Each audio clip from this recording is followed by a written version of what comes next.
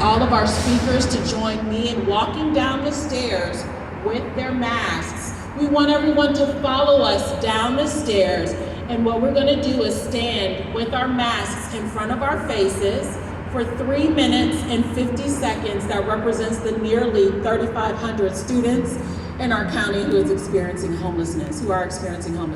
So are you ready? Our dignitaries ready? All right.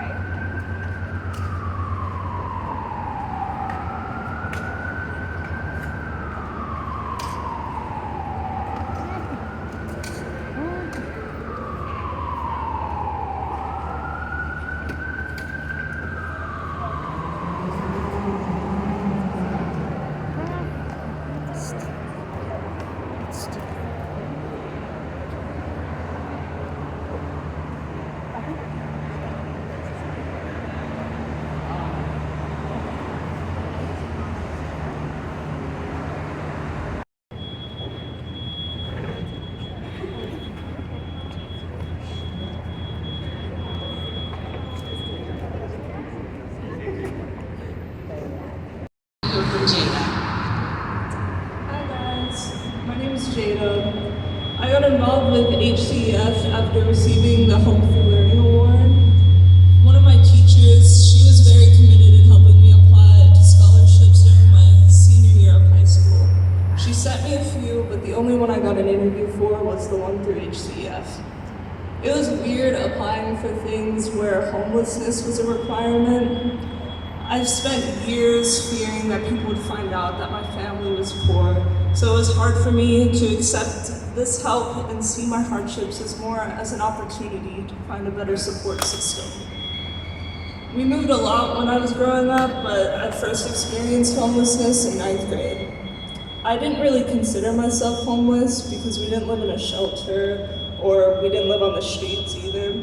I sort of suppressed all of the negative things that were happening to deal with the almost inhumane living situation. My family and I were forced to live in my cousin's small, unfinished basement. It was me, my mom, my 2 brothers, and my dog. The winters were unbearable due to the lack of heating, and the environment was pretty depressing due to the lack of windows. Eventually, my mother, she turned to drugs and alcohol to cope with these adversities. This led to my family getting kicked out of my cousin's basement, and we all had to split up. My aunt let me stay with her for a little while, but that didn't last long due to her daughter's mental health problems. So that led to me, a 16-year-old, alone, trying to figure out a place to stay. My mom gave up and never found us a new place to go, and it wasn't her fault. Her priorities were not right due to her addiction. I eventually had to cut off all contact with her. The only place I could turn to at this point were my friends. I told my best friend at the time my situation. I didn't go into all the details, again, out of embarrassment, but she told her mom and they took me in. That was the thing that really saved me. Up until this point, I felt so alone because I was hiding everything from everyone. And yeah, moving in with my friend and her family gave me so many opportunities. I finally told my school what was going on, and they connected me with a social worker and a therapist, and this ended up inspiring me to pursue mental health counseling as a career.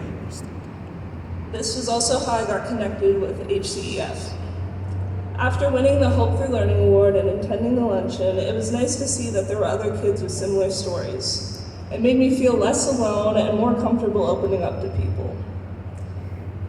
It made me realize that we have to talk about our experiences so other kids don't feel the same shame around something that's not even their fault. The hardest part of being homeless is how isolating it feels. Not even my closest friends at the time knew what I was going through, and it felt like I had to act like everything was okay all of the time. But it is okay not to be okay and ask for help. We do not have to carry the burden alone. Homelessness should not be seen as a taboo subject, and awareness needs to be spread to understand that it comes in many different forms and that there are resources out there to get help. I am now part of a new collegiate advocacy committee through HCEF where we are striving to make changes on a legislative level. It's nice to be a part of something where my story can make a difference on something bigger than myself. We are still just getting started, but I think that this committee has the potential to do a lot of great things. HCEF has inspired me to want to make a difference in other people's lives. They have helped me a lot on my journey and also made an impact on so many others. They inspired me to want to do the same thing. If there's one thing that you should take away from this and hearing my story, is that no one should ever feel alone in their struggles.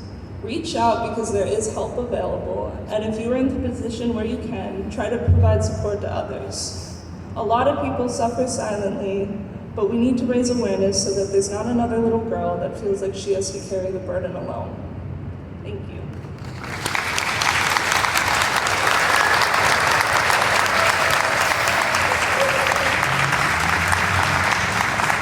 Jada, thank you so much for sharing your story. Before we proceed, I would like our HCEF board members to come forward and stand with us as we talk about what it is that we are trying to enact in this community.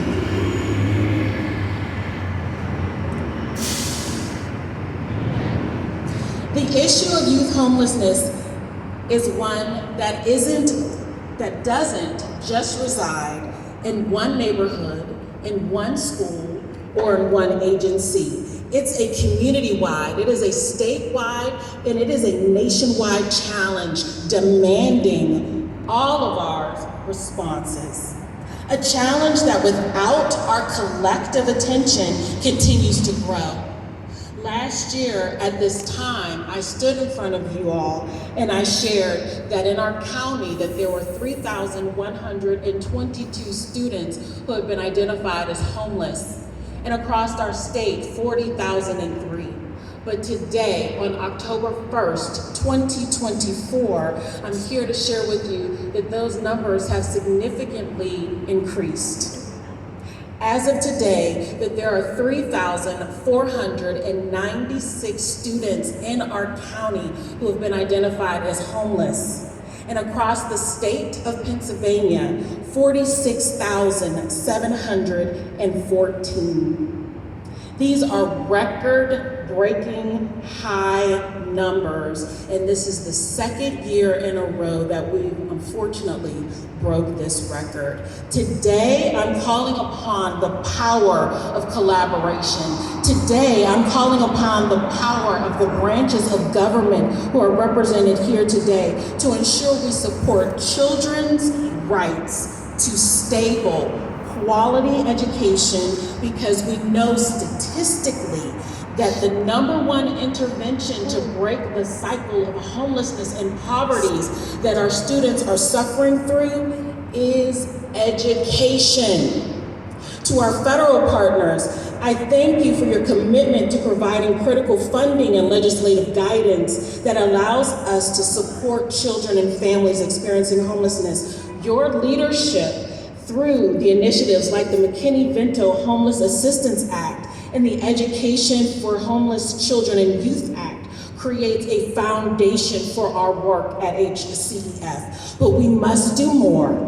We must ensure that funding and policies are truly addressed to support the root causes of homelessness, rather just maintaining its symptoms. I urge you, I implore you to continue prioritizing youth and family homelessness as a national concern and consider increasing funding for programs that provide housing, educational stability, and social and emotional well-being. To our county and city officials, you are doing the boots on the ground work. You see these struggles up close every single day. You witness the immediate needs in the shelters, in our communities, and amongst the most vulnerable. Your role is connecting families to housing, social services, and educational resources is vital.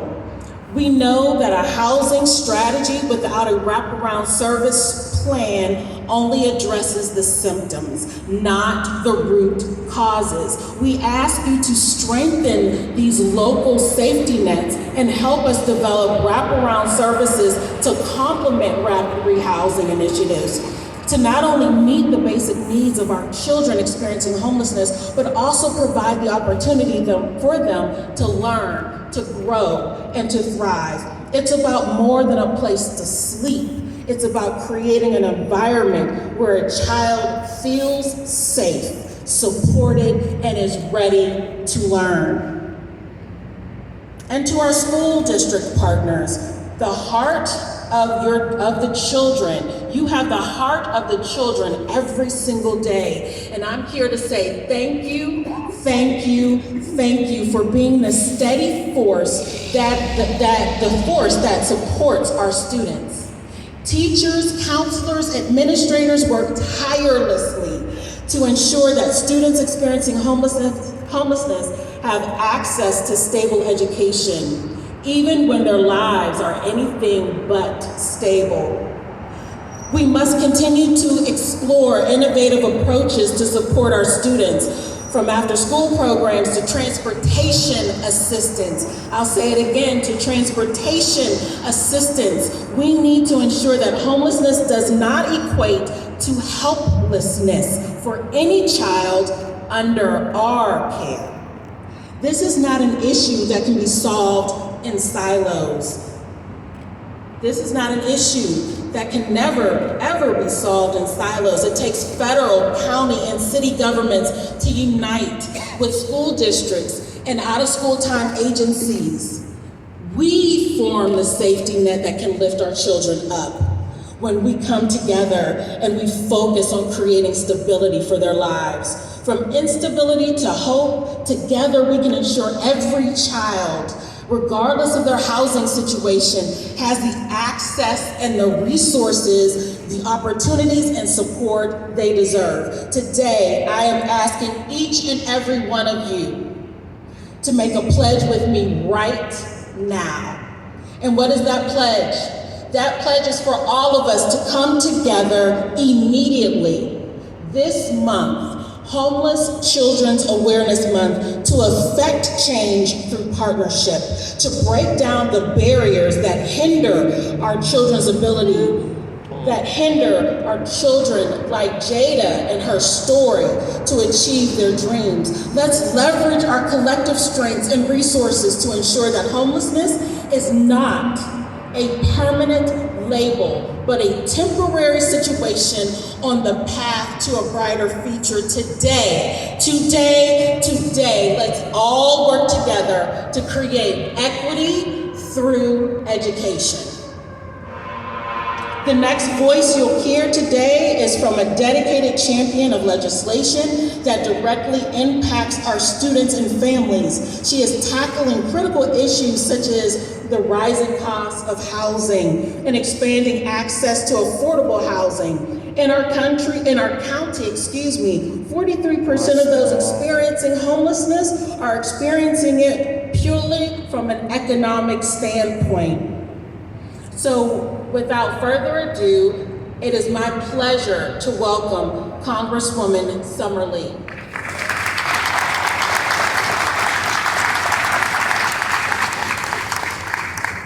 Good morning.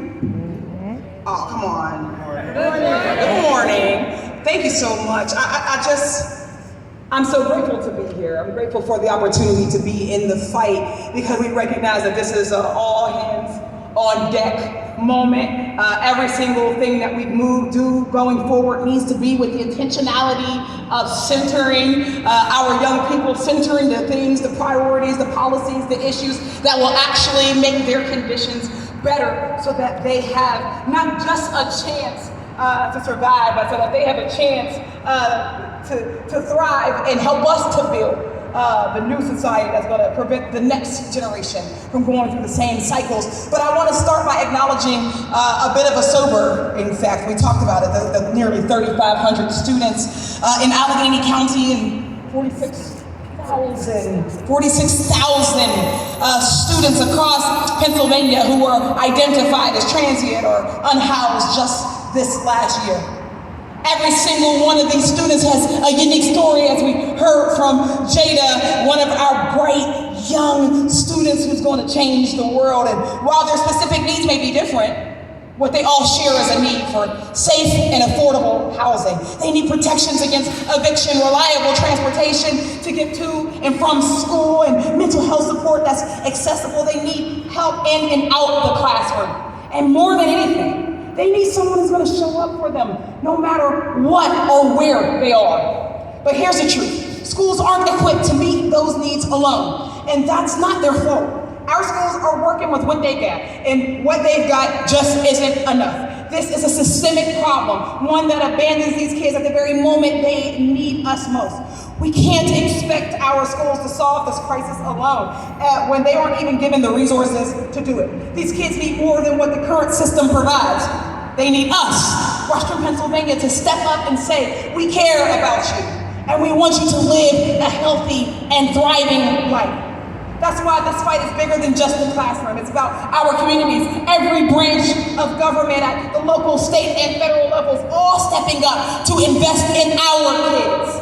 We can't keep using the same old approaches and expect different results. Homelessness among students is not new, but it's also not inevitable. Organizations like Homeless Children's Education Fund are showing us what's possible when we think outside of the box. They're meeting students where they are, whether that's in shelters or free after-school programs or with mobile tutoring that brings education straight to them.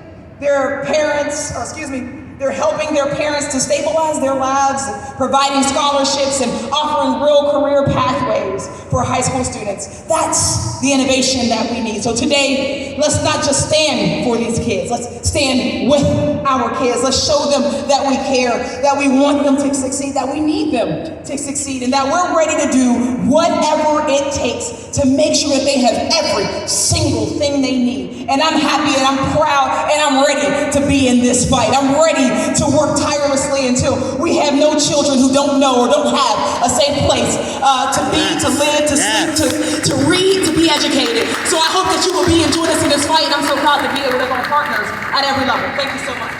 Yes, yes, yes.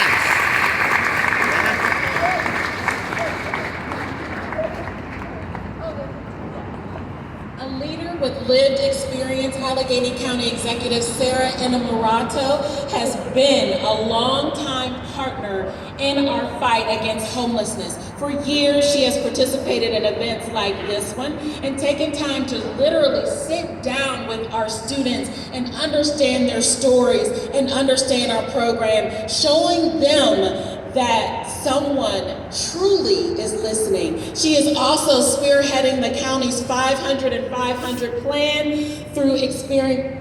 500 and 500 plan. So we greatly appreciate our Allegheny County Executive, Sarah Innamorato. Thank you. Thank you, AJ. And I deeply appreciate the work that you do every day and the work of your team. So thank you so much. And can we give it up for Jada? You are so incredibly brave for standing up here and sharing your story, and you have a bright, bright future. So I'm Allegheny County Executive Sarah Innamorato, and before I was county executive, I was also a young person who struggled with homelessness. When I was 15, we found out my dad was struggling with addiction, and I remember the day that I got off the school bus and my mom had a bag packed for me and she said that we're leaving. I would go on to live 10 different places by the time I graduated high school with my mom and my sister. And I remember one day at school where I was still performing well, but I got called into the principal's office because I was always late. And I told my principal that, well, right now we're not living in the school district because I'm living with my mom's boyfriend. And his response was, well, if you're not living in the school district, then you can't go to school here. And I will tell you what, I did not tell another adult about our situation again. And that story is over 2 decades old. But like we heard here this morning, there are still 3,500 young people who are struggling with homelessness. And each one of those stories is unique. Each one of those children and their families They need varied supports. But what they all need is a deep understanding of what they're going through. They need empathy and compassion and adults who care. And that's why the work that the Homeless Children's Education Fund has done to not only provide those resources and support, but to reduce stigma around youth homelessness. It is making a difference in the lives of so many. And like the Congresswoman said, the needs are varied for these young people and their families. Sometimes it's affordable housing, it's academic support, it's mental health services. It's an adult who cares enough to help them connect to those resources. All of their situations are different, but their right to succeed is not. So I say, as your county executive, I'm working to build an Allegheny County for all. That means that everyone feels safe in their neighborhoods, connected to their community, and have the opportunity to thrive. And our young people can't do that if they don't have the very foundational needs of having their housing needs met. And housing insecurity has a profound impact on educational outcomes for our young people. And as your county executive, we are using every tool that we have in my administration to make sure that we are expanding affordable housing options, that we're thinking creatively about how to end homelessness with initiatives like 500 and 500 days. We're increasing access to social services, especially for our young people, and strengthening the safety net that supports our most vulnerable residents.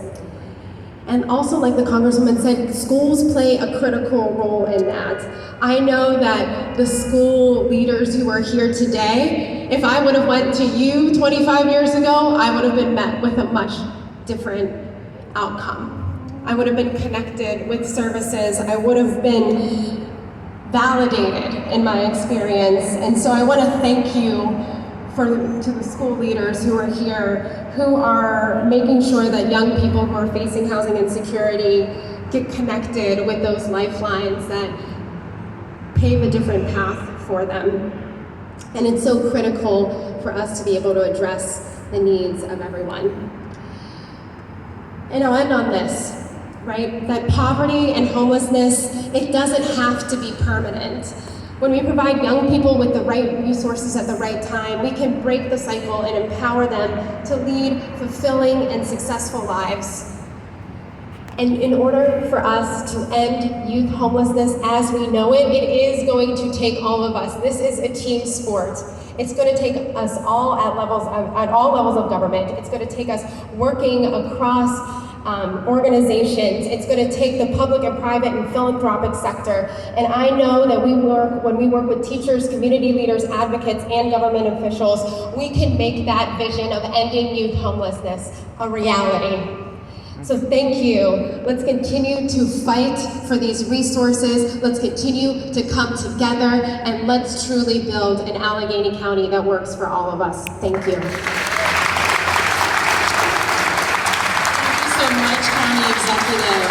Thank you so much, Congresswoman.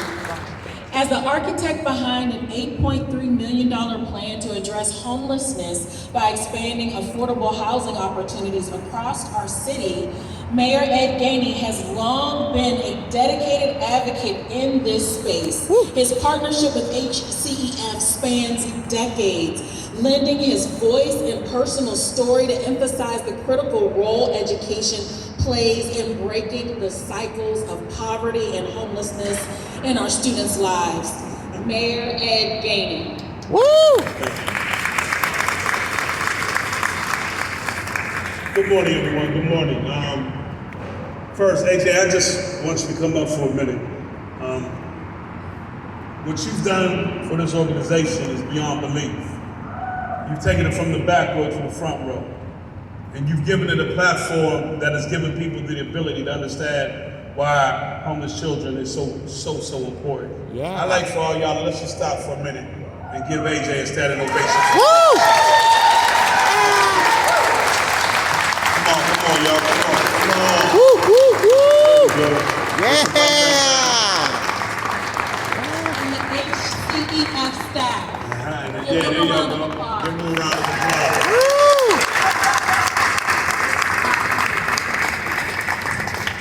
also want to lift up what my colleague said. You know, and I want to thank Summer Lee, Congresswoman Summer Lee. You know, sometimes it's hard to always put the title before the person. But I want to thank her because it's a lot to be able to come up here and talk about our ideology and what we believe in. But it's a difference when you can say, here's an example of what I believe in.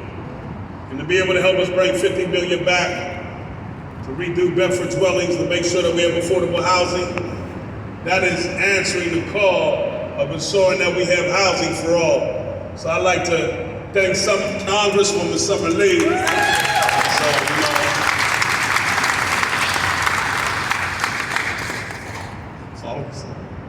And, you know, Jada, I want to say this. Sometimes things just align. Like, your story was inspiring. But to be here today, the County Executive Sarah Anna Movado told her story, and the strength that you could pull off that, from where she come to where she is now, from homeless to county exec, as a child that was homeless to county exec. I want everybody here that's dealing with a homeless person today that is young to look at County Exec Sarah Anna Movado as the example of what you can be.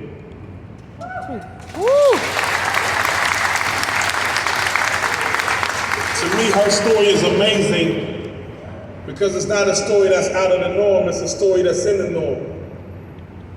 Dealing with a father who was on drugs, a mom that had to flee, growing up in several different homes, and becoming the first woman county exec of Allegheny County.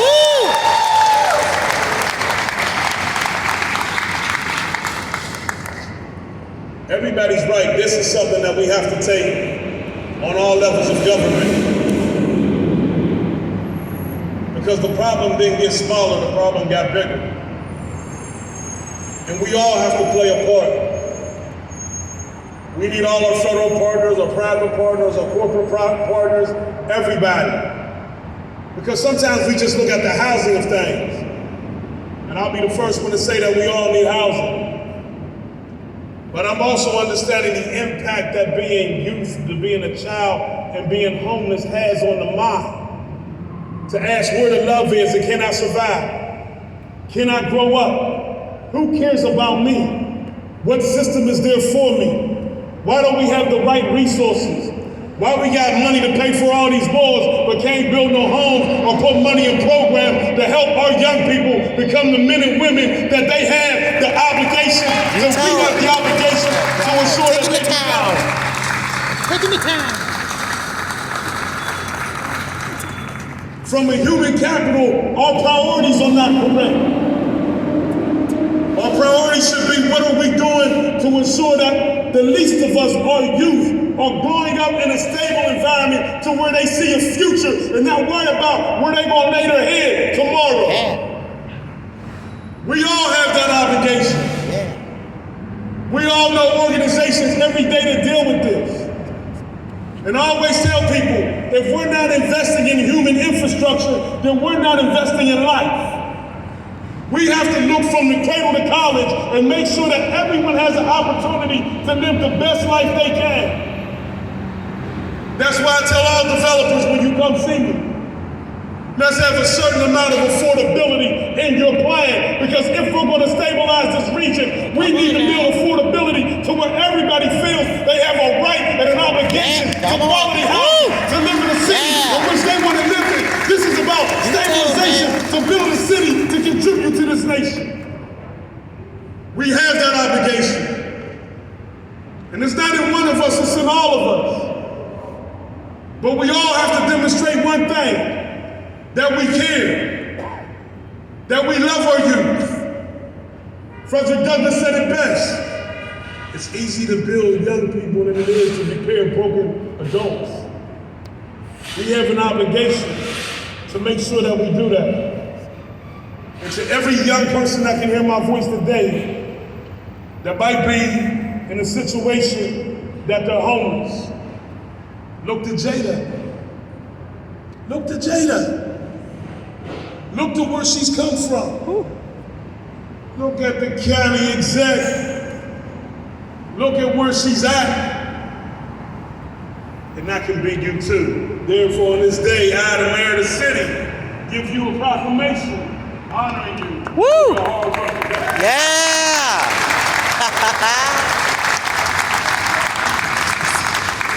It is Homeless Children's Awareness Month in the city of Pittsburgh, and I am greatly appreciative of everyone to the left and to the right of me. I didn't get a chance to introduce our partners and my board members, but let me not be remiss in saying thank you to the board that leads us and guides us to make sure we have the right resources and the expertise we need to continue to grow as an organization.